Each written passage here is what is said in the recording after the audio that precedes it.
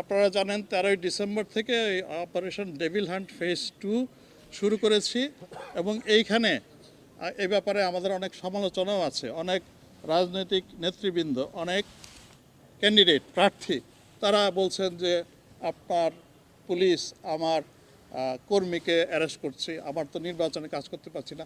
আমরা চেষ্টা করছি যতটা সম্ভব অবজেক্টিভলি কাজ করতে। এখন যিনি পোটেনশিয়ালি একজন রিস্কি থ্রেট, যিনি potential threat for the election, আমরা চেষ্টা করছি তাকে আইনের আওতায় আনতে, তাকে গ্রেফতার করতে, অথবা যদি তার বিরুদ্ধে কোনো মামলায় থেকে থাকে যে মামলায় তিনি আসলেই অপরাধী, যদি অপরাধী না হন, আমরা আগেই বলেছি, গত 1 বছর ধরেই বলছি, এমনিতেই অনেক বৈষম্য বিরোধী আন্দোলন থেকে উদ্ভূত মামলায় অনেক নাম দেওয়া হয়ে গেছে, শত শত নাম, ফর নাথিং, আদৌ তারা জড়িত ছিল না, এবং তাদেরকে আমরা রিলিফ দেওয়ার চেষ্টা করছি।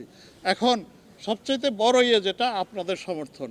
এখন এই পুলিশ তাদের মনোবলকে আপনারা সমর্থন দিয়ে উঁচু রাখবেন এবং শক্ত রাখবেন। এখন কাউকে যদি অপরাধীকে ধরা হয়, অ্যারেস্ট করা হয়, এখন আপনারা যদি আমি সাংবাদিকদের কথা বলছি না, এখন সমাজের লোকজন গিয়ে যদি থানা ঘেরাও দেয় যে তাকে ছাড়তে হবে, তাহলে কি আমি ধরে রাখতে পারবো? আপনি যদি মনে করেন আমি অমুকের হত্যার বিচার চাই, রাস্তা বন্ধ করে বসে থাকলেন যে এটা বিচার করতে হবে, নাহলে এই শহরের সবাই আজকে চলাচল করতে পারবে না, এইরকম ডিসঅর্ডার যদি রাস্তায় হয়, তাহলে আমি কি ধরে রাখতে পারবো আইন শৃঙ্খলা?